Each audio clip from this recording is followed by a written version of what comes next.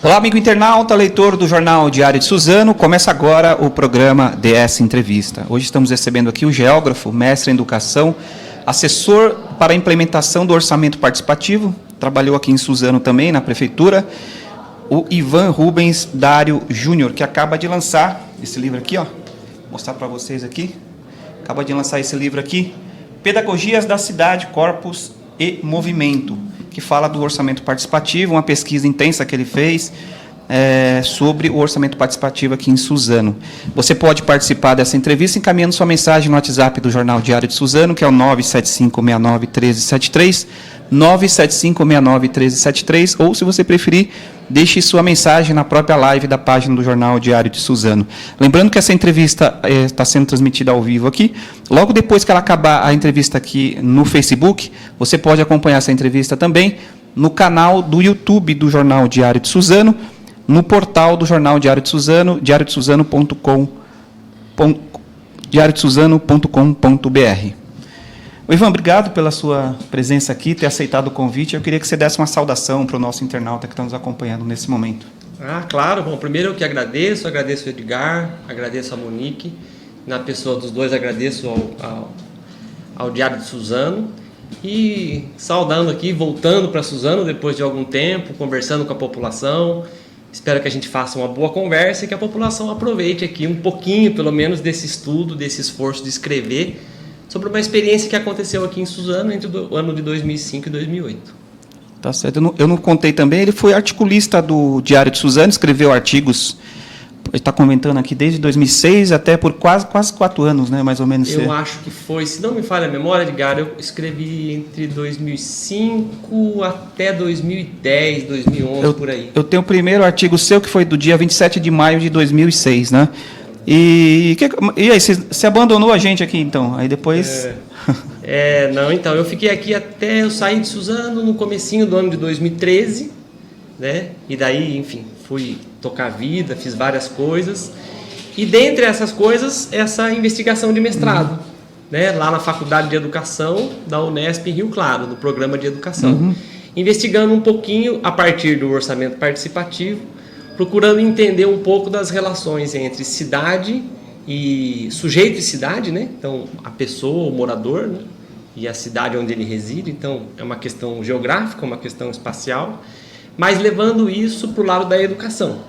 Então, isso me tomou algum tempo, né? Fazer a pesquisa. Esse material eu acumulei aqui em Suzano durante... Quanto tempo você demorou para fazer essa pesquisa? Edgar, olha... Quando eu comecei o trabalho do orçamento participativo aqui, isso era janeiro de 2005, né? No começo do governo do prefeito Marcelo Cândido, eu já tinha em mente essa pesquisa. Então, eu posso dizer que a minha pesquisa começou no dia 1º de janeiro de 2005. Então, todo o campo empírico, eu fiz entre 2005 e 2008. Depois eu organizei o material, era muito material. Eu organizei isso tudo, fui classificando, fui relendo. Eu ingressei no curso no mestrado em educação, era no ano de 2014 para 2015, né? E apresentei a minha dissertação para a banca no ano de 2016. Depois disso, depois de aprovada a pesquisa, a banca recomendou a publicação do livro. Então eu entrei num esforço editorial, né, de transformar a linguagem acadêmica numa linguagem um pouco mais literária, um pouco mais coloquial, a linguagem acadêmica para a academia, né, e o livro para o cidadão comum, para quem se interessar em ler. Então, eu vou dizer que assim, sinto que a minha pesquisa está terminando agora, quando eu lanço o livro aqui em Suzano, e posso conversar um pouquinho com vocês a respeito dele. Eu li a maioria estou quase terminando o seu livro e vi que é uma linguagem muito acessível, né? Não é uma linguagem, como você disse, muito acadêmica. E, além de ser um livro de pesquisa que você trouxe sobre orçamento participativo, tem um pouco de história de Suzano aqui, né? Então, isso eu achei muito bacana. Mas eu queria que você falasse um pouco a importância do orçamento participativo, né? Ele existe, começou em Porto Alegre, certo? Em 1990, e por que trazer para Suzano? Eu acredito que você deve ter muitas experiências nesse tema, né, que você acompanhou de perto aqui. E qual que é a importância para uma cidade ter um orçamento participativo? Eu achei interessante aqui um trecho do seu livro aqui, que eu vou achar depois aqui, eu anotei, não estou conseguindo... Aqui, achei. Que você diz que o orçamento, ele permite não só planejar com, mas ele é muito mais interessante porque permite planejar para, né? Queria que você contasse um pouco a importância de se ter um OP numa cidade. Bom, primeiro eu quis caracterizar, porque eu falo do orçamento participativo em Suzano, né? Então eu quis caracterizar um pouco para o leitor saber o que é Suzano, saber um pouco pelo menos, né? Uhum. Não só falar do OP, mas saber o que é, mostrar o que é Suzano. Isso. Também. Começar dizendo o que é Suzano, um pouco da sua história, um pouco da sua trajetória política e como é que um grupo político ganha as eleições em 2004.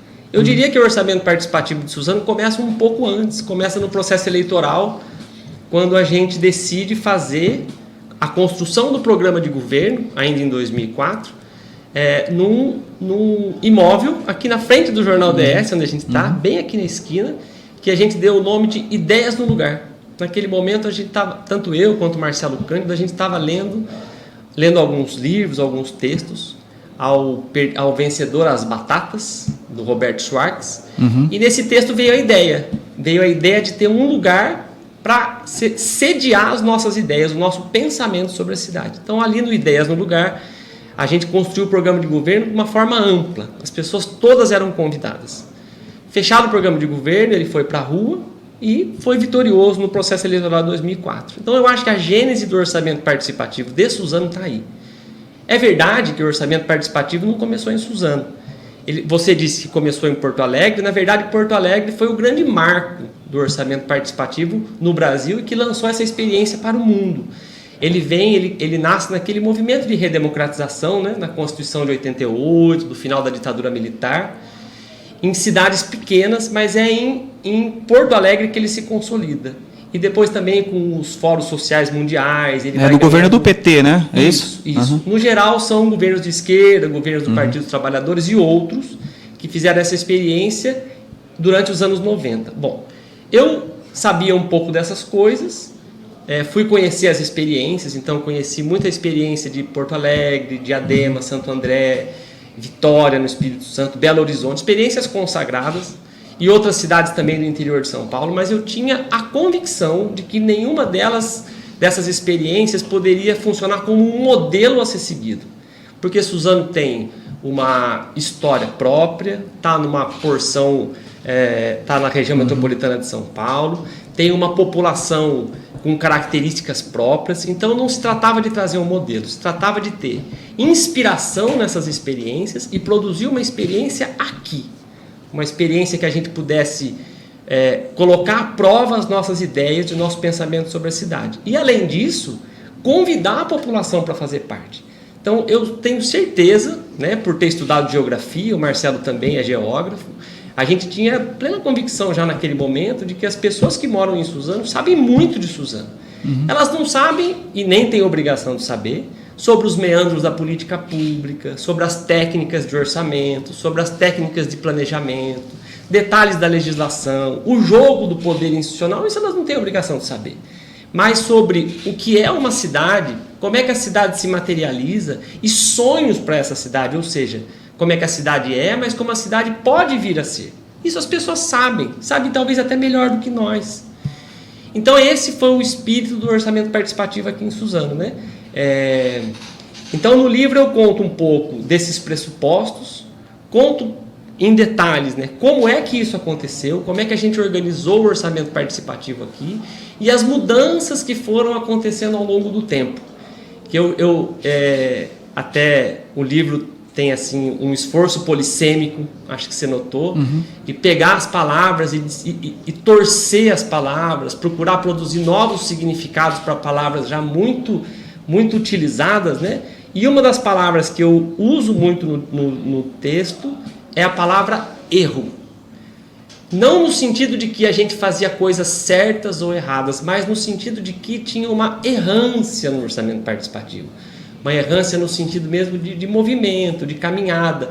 E à medida que a gente analisava que uma experiência, né, que uma determinada iniciativa não trouxe os resultados interessantes, a gente mudava o percurso. Então tem vários relatos no livro que contam essas minúcias, né, que contam esses detalhes e que eu acho que fica uma contribuição interessante. Essas sugestões que vocês recebiam não era só no aspecto econômico, onde vai ser destinado a verba, era um aspecto mais amplo, né? Você traz exemplos aqui do pessoal fazendo pedido para creche, iluminação. Não, estrito senso é isso, né, Edgar? O orçamento participativo é um instrumento de planejamento. Então, toda a prefeitura, com os marcos legais, precisa fazer plano plurianual, precisa uma vez a cada 4 anos, precisa fazer lei de diretrizes orçamentárias todo ano, lei do orçamento anual todo ano. Isso pode ser feito trancado nos gabinetes da prefeitura, entre os técnicos, os políticos, na relação com a Câmara de Vereadores, mas isso pode ser feito também de uma forma mais ampla. Esse é o propósito do AP. Então nós organizamos a cidade em 12 regiões, para cada região dessa, uma grande plenária regional deliberativa. Mas para que a população pudesse ir para a plenária regional deliberativa sabendo o que ia acontecer, sabendo da metodologia e com uma capacidade melhor de tomar decisão, ou seja, participar da plenária com qualidade, nós fazíamos dezenas, centenas de reuniões preparatórias. Na esquina, na casa, na escola, na associação de moradores, no sentido de levar as informações e levar as informações e qualificar a participação no dia da decisão, que era o dia da plenária. Pois bem, na plenária a população discutia, as plenárias aconteciam sempre numa escola, a população discutia e chegava a uma lista de prioridades. Bom, isso a gente fazia em 12 plenárias. Ao final da 12ª plenária, a gente tinha uma lista e um conselho do orçamento participativo eleito, que o nome era Corpo, Conselho do Orçamento Participativo, a sigla de propósito. Né? E aí o conselho se reunia, pegava essa lista de reivindicações, essa lista de decisão tomada em plenária e estudava cada uma delas, para saber a viabilidade do ponto de vista legal. Tem lei que proíbe? Tem lei que permite? Saber a viabilidade do ponto de vista político, afinal de contas um programa de governo foi eleito, né? Então tem que ter um mínimo de coerência, porque o programa de governo foi eleito com uma votação superior à decisão da plenária. Então alguma coerência política, então legal, política e orçamentária. Quanto custa isso? Cabe no orçamento da prefeitura? É possível captar recurso fora? É possível conseguir emendas? É possível fazer parcerias com outras esferas de governo? Então, os secretários municipais participavam da reunião do corpo, no sentido de levar essas informações, e o corpo tomava a decisão. Olha, estamos apresentando aqui, com base na nossa pauta de reivindicações, estamos apresentando para o prefeito uma lista de 12, 13, 11, 14, dependia, variou ano a ano, de prioridades para o governo, para o prefeito incluir na lei do orçamento anual. E assim aconteceu ao longo de 4 anos. Por isso, gostei do seu destaque, né? É um instrumento de planejamento com a população, mas também para a população. Normalmente, as leis orçamentárias são feitas para. Com o orçamento participativo, a gente incluía a população na elaboração, pelo menos na decisão política das prioridades orçamentárias. Existe alguma lei, ou você acha que tinha que ter alguma lei que regulamentasse o orçamento participativo? Porque isso aí depende da prefeitura fazer ou não, né? Não é obrigatório, né? Olha, Edgar, no livro, assim, porque essa era uma discussão permanente nas reuniões do Conselho do OP. Todo ano eu enfrentava esse debate assim. E aí eu aprendi, conversando com a população no Conselho, e aí eu desenvolvo um pouco dessa ideia no livro, que a gente está falando de uma região de fronteira. A gente está falando de uma região, uma região fronteiriça, um espaço de fronteira. Entre, por um lado, o Estado, representado na prefeitura. Estado é uma coisa interessante, né? Já vem da palavra Estado, quer dizer, parado, estático. É um monumento, né? É um Estado, é uma instituição. É uma coisa que tende à conservação. E, por outro lado, na outra ponta, o movimento social. As pessoas organizadas em associação, as pessoas que vão voluntariamente sem nenhum tipo de organização política por trás, enfim, tem um movimento de vida, que é o que eu estou chamando de cidade na pesquisa. A cidade não enquanto uma obra física, ruas, esquinas, obras públicas, praças, mas a cidade enquanto movimento, a cidade viva, gente que materializa a cidade, que circula na cidade, que dá vida para a cidade. Então, entre isso, numa extremidade, e o Estado na outra extremidade, tem uma região, tem um espaço de fronteira. Bom, como é que a gente institucionaliza um espaço de fronteira? Como é que é possível transformar em lei, né? Lei é uma linguagem, legislação é uma linguagem, é um tipo de organização. Como é que a gente faz isso para uma coisa que é viva? Né? A lei é estática, a lei representa o Estado. Né? Sim. Mas o orçamento participativo tenta trazer a vida da cidade para as peças legais. Então, na minha opinião, eu acho que não é uma questão de disciplinar juridicamente. É uma questão mesmo de movimento político, onde um interfere no outro. O Estado estático, a instituição, se abre para a vida da cidade. E a população, por sua vez, o movimento social, o movimento popular, as pessoas de um modo geral, também se abrem para compreender o funcionamento dessa estrutura, dessa instituição. Então eu diria que nessa fronteira eu acho que não é um lugar de institucionalizar, sabe? Não é um lugar de traduzir isso em lei. Também porque não é a lei que garante a existência de um orçamento participativo potente como esse que a gente viveu aqui em Suzano. Ele também pode ser simplesmente um instrumento de cumprir mais um regramento jurídico. Né? Então, não sei, eu tenho pensado um pouco nesse sentido. O orçamento participativo ele abre voz, né, para a população, lá no bairro mesmo. Né?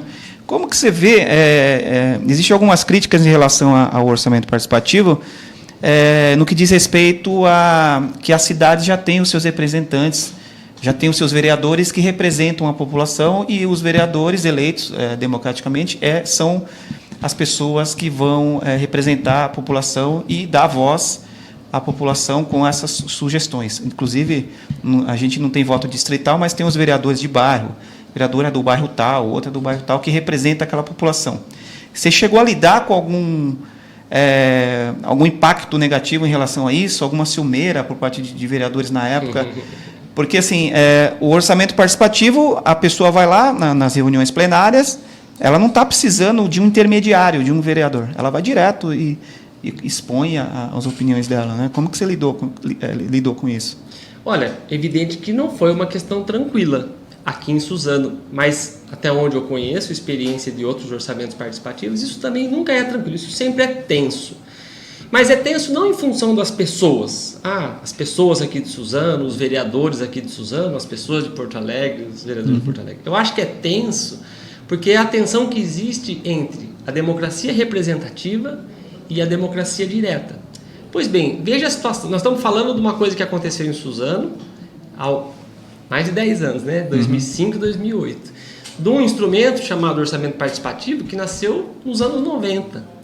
Bom, de lá para cá muita coisa aconteceu, né? Quando eu fecho a pesquisa, nós tivemos aí 2018, a gente tem a situação política atual, agora 2019, a gente tem um momento que a democracia está andando para trás, né? Ela não é uma coisa que está pulsando, não está viva. A lógica que está imperando hoje é a da representação. Eu não estou aqui dizendo que uma é melhor do que a outra, eu só estou dizendo que se a gente entender que a lógica da representação resolve todos os problemas da vida política brasileira, eu discordo. Eu acho que não resolve. Ela é um instrumento, mas que se baseia muito no período eleitoral. Então, a cada 2 anos a gente tem eleição. E é um pouco como dar um cheque em branco, né, para a pessoa que a gente elege.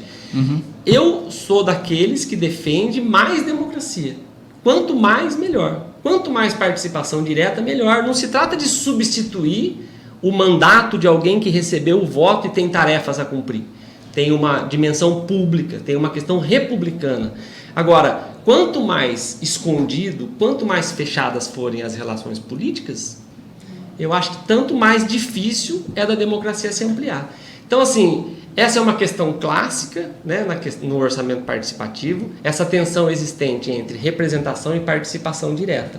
Eu acredito na participação direta.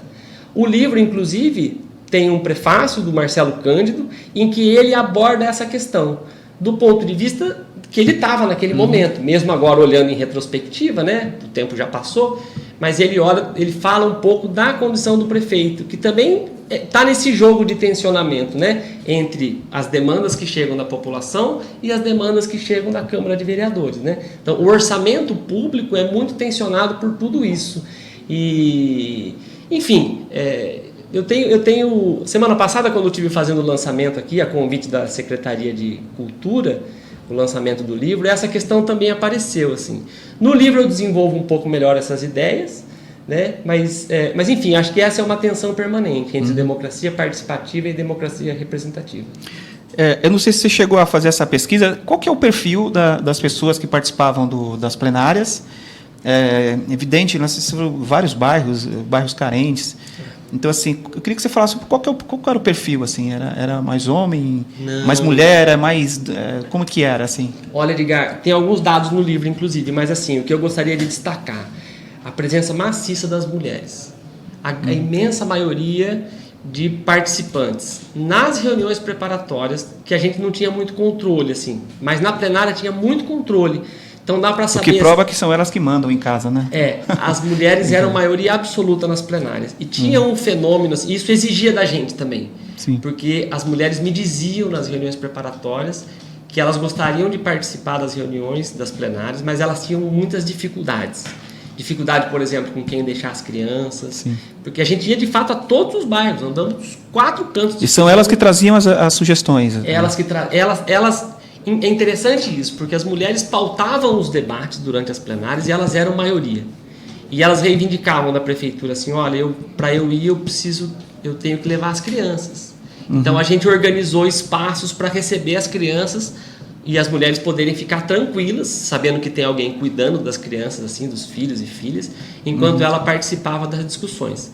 Pois bem, as mulheres também tinham uma participação muito qualificada nas plenárias. Elas falavam muito, elas pediam a palavra, elas se destacavam no debate, elas tinham uma visão muito cuidadosa com a cidade, né? As reivindicações que elas faziam, as pautas que elas traziam eram absolutamente justas.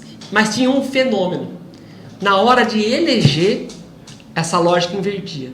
Os homens eram candidatos na maioria e, portanto, eleitos na maioria. Então, é interessante pensar, você me faz lembrar de uma característica muito, muito interessante assim, do orçamento participativo em Suzano. Eu não consegui saber se isso também acontecia em outros lugares, mas aqui essa característica foi muito marcante. A maioria de mulheres, uma participação muito qualificada, um olhar muito carinhoso e cuidadoso com a cidade, uma habilidade de participar de forma tolerante e respeitosa das reuniões, apresentando suas propostas, ouvindo os discursos diferentes, antagônicos aos seus, mas na hora de se candidatar, ou seja, de se colocar na condição de representante, a coisa invertia. As mulheres não queriam muito se candidatar e os homens eram maioria nos espaços de representação. Então a gente fazia um esforço durante a plenária de dizer para as mulheres assim: por que você não se candidata? Candidato? Não, eu não vou ter tempo depois de participar da reunião, depois a gente vê, a gente ajuda você. E essa é uma característica muito interessante que aconteceu aqui em Suzano.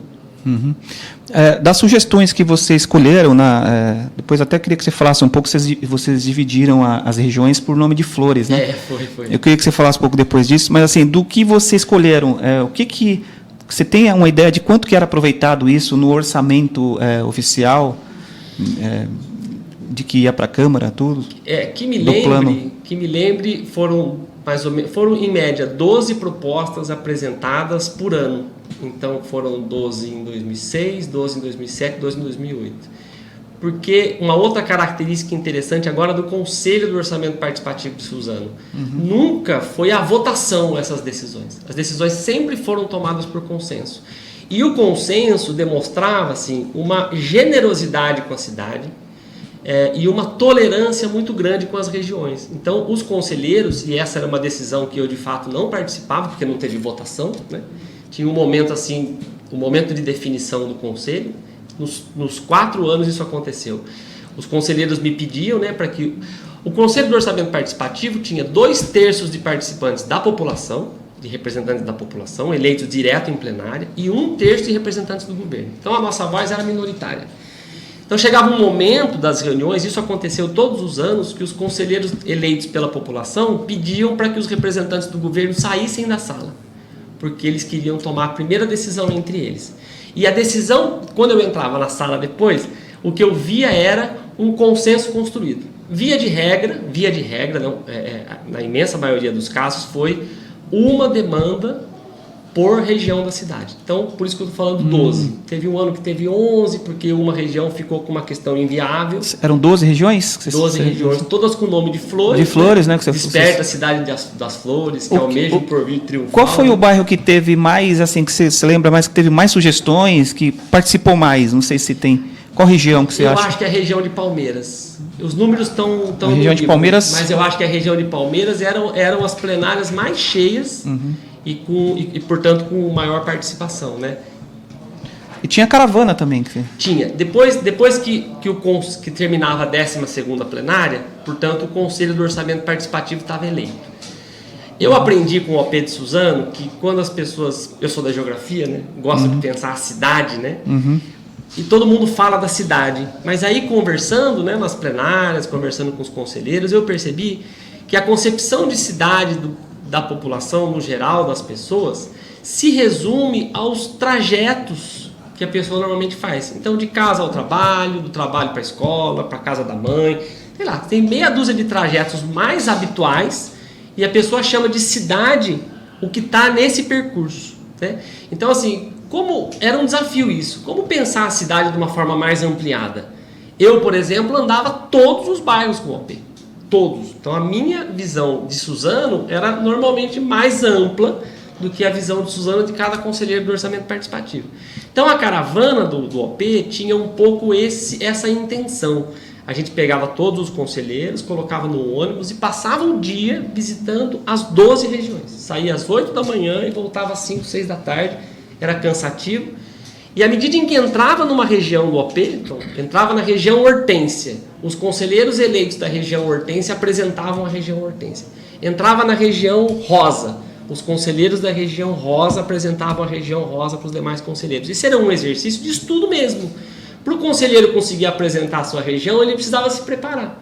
Então ele tinha que interagir com aquela região, ele tinha que circular. Eu ajudava nisso, naturalmente, a nossa equipe ajudava. E à medida em que ele falava da região dele, ele também elaborava subjetivamente uma outra cidade, que no livro eu estou chamando de cidade subjetiva, que é essa coisa não da cidade material, mas a cidade como a minha capacidade de interagir com ela e de compreender. Então, à medida que eles iam apresentando a cidade, eles iam apresentando a região para os demais conselheiros, eu ia anotando no meu caderno de campo como é que esse movimento de análise, de pensamento, de leitura de mundo, para usar uma terminologia do Paulo Freire, esse movimento de leitura de mundo acontecia com os moradores de Suzano que participavam do orçamento participativo aqui em Suzano. Você acha que o orçamento participativo poderia abranger um nível federal, nacional, o governo federal fazer um orçamento participativo? Eu digo isso em função da geografia do Brasil ser gigante, né? Quase um continente, né? Você acha que é possível? Seria possível? Rapaz, boa pergunta. Nunca tinha pensado nisso, viu, Edgar? Mas assim, se a gente pensar, né, que o Brasil tem mais de 5 mil municípios, né? Todos os municípios fazendo, depois um pouco o exercício do que aconteceu, né, durante as conferências nacionais, né? Então, Conferência Nacional de Educação, Conferência Nacional de Saúde, Conferência Nacional de Cultura, Conferência Nacional de Assistência Social. O Brasil já viveu esse momento, assim, né, de democracia viva, né?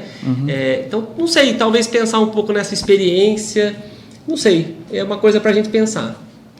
De lá para cá, as tensões políticas elas se afloraram, se acenderam em função de algumas denúncias que a gente vê quase todos os dias no noticiário, né? E da sua época, começo dos anos 2000, não era tão tenso a política. Hoje a política ela vive uma crise de credibilidade, né? Você acha que na situação que o país está hoje, né? Essa divisão que existe entre direita e esquerda, você acha que hoje, se um político, um prefeito, fosse apresentar o orçamento participativo, indo nos bairros para falar de participação, você acha que ele seria tão bem recebido como foi na sua época ou não? Como que seria? Você acha que, trazendo um pouco para a realidade hoje política do país, como que você imagina que... Você acha que teria mais dificuldades hoje ou não? Não sei. Acho que depende do lugar, depende do político, né? O que eu concordo com você no sentido de que tem um acirramento hoje. E eu acho que tem um jeito, de certa... Eu vou escolher aqui uma palavra, eu acho que as relações estão muito violentadas, porque a população em geral não é tão violenta assim quanto ela está. Eu acho que isso é uma coisa que foi... Eu acho que nós estamos vivendo um momento político em que existe um atordoamento e um desgaste das relações humanas. Eu acho que tem uma desumanização da política, e isso é produzido pelo jogo de interesses que estão capturando a política no Brasil. Não só no Brasil, né? Mas nós estamos falando daqui. Então, eu acho que hoje está tenso, tem uma polarização que não é boa, que não é saudável para a democracia, mas eu acho que esse é um momento que passa. Acho que é um momento que passa. Eu acabei de ler recentemente, não sei se você leu também, um livro da historiadora e antropóloga Lilia Schwartz, professora da USP, que ela está falando do autoritarismo brasileiro. E o livro é bom, assim, é chocante, me ajudou a pensar um pouco, né, desse momento que a gente está vivendo. A Lilia sempre tem bons livros, né? Ela finaliza o livro agora em 2018, e aí depois ela colocou, agora está atualizando um pouquinho, né, conversando sobre ele em 2019. E ela vai buscar, ela começa falando do autoritarismo em 1500. Então ela fala do patriarcado, ela fala da escravidão, ela fala do racismo, ela fala de características que parece que o Brasil durante muito tempo fez questão de fazer de conta que não existiam na nossa cultura, mas elas existem. E acho que o momento que nós estamos vivendo agora é de uma exacerbação disso, né? Tem raízes profundas, não dá para achar que o que você está chamando, né, de momento mais tenso das relações políticas é uma coisa que aconteceu do nada. Eu acho que tem raízes muito profundas, eu concordo com ela, tem raízes muito profundas, e hoje isso está à luz do dia. Hoje ninguém mais esconde, né, as suas intolerâncias, o seu ódio.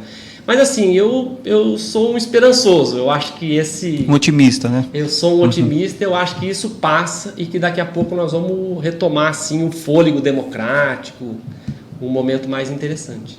Ivan, para encerrar a nossa entrevista, tem uma parte do seu livro que eu achei sensacional, muito interessante. Você fala lá que para se preparar um omelete com bacon, né? Cada um participa de uma forma. O porco entrega a vida e a galinha entrega os ovos. Eu queria que você comentasse um pouco esse trecho. Achei bem bacana. É isso, é uma historinha assim, né? É a ideia da parceria. Então, porque a gente fala em parceria, né? Assim, às vezes a parceria não é tão saudável para todo mundo que está envolvido na parceria. Então tem essa história a galinha e o porco resolveram fazer uma parceria. E a parceria dos dois era fazer um omelete com ovos. Bom, omelete com bacon, né? Desculpa, um omelete com bacon. Bom, a galinha precisava entregar os ovos e o porco precisava entregar o bacon. A galinha entregava os ovos e continuava viva. O porco tinha que entregar a própria vida, né?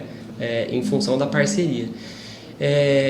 Eu uso um pouco desse dito popular, né, desse conto. Aliás, você viu no livro também, né, que eu tento dar a mesma importância, né, o mesmo valor, ou seja, colocar na balança de uma forma equilibrada a voz dos teóricos, dos cientistas e a voz do povo. Seja no orçamento participativo, né, os registros que eu consegui coletar aqui em Suzano, seja na cultura popular. Então, além dessa anedota, o livro também tem muita música, eu vou pegando assim em letras da música do cancioneiro popular, elementos que me ajudam a pensar, por exemplo, as características da população de Suzano, uma população migrante. Eu pego muito no forró, muito no baião, né, a história de quem veio do Nordeste para São Paulo, para o Rio de Janeiro. Enfim, então o texto vai tecendo essas linhas de vida, essas linhas de cultura, né, essas linhas de fala, tecendo com C, no sentido mesmo de tirar as linhas do novelo embaralhado e conseguir colocar no tear e fazer um tecido, mas também tecendo com 2 S de tessitura musical, né, tecendo vozes e tudo mais. Então, o livro é uma coisa que em alguma medida também fala da minha vida, né?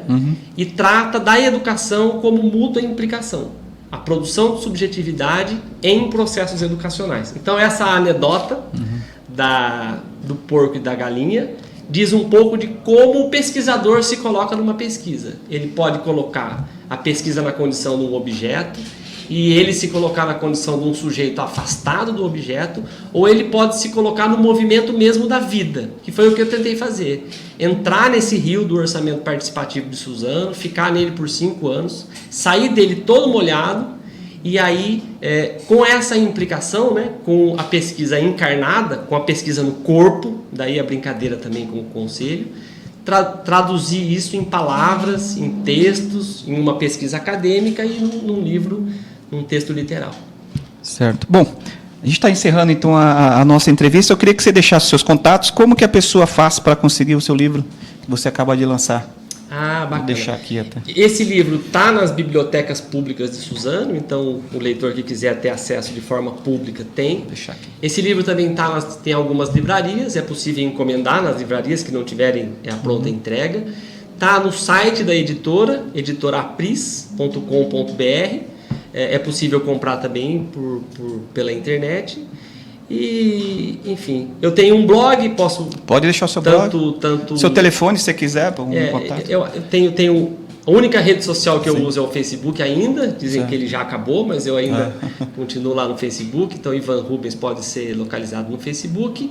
E blog do ivanrubens.com.br também é possível me acessar por ali. Lá no blog tem alguns artigos que você deixou lá, né? Todos os artigos, Edgar, todos os artigos. Foram, acho que, 112 artigos que eu escrevi aqui para o Diário de Suzano nesse período. Que me lembro de 2000, depois nós vamos conferir, mas de 2005 até 2009, mais ou menos, eu escrevi artigos quinzenais e boa parte deles também estão como apêndice, como anexo da pesquisa. Quero aproveitar, inclusive, para agradecer aqui a confiança, né, que a equipe do DS da época, você já estava naquela época, né, acreditou em mim, acreditou no meu texto, enfim. Tá certo. Muito obrigado, Ivan. E vamos ver se a gente volta depois a falar desse assunto aí bacana, e está convidado a, se você tiver um tempo, mandar os artigos, se você pode mandar para a gente publica. Tá ótimo. Tá Muito bom? obrigado, Edgar. Obrigado pela sua presença aqui. Eu que agradeço. Queria agradecer também você, amigo internauta, pela participação nessa entrevista, e até o próximo programa.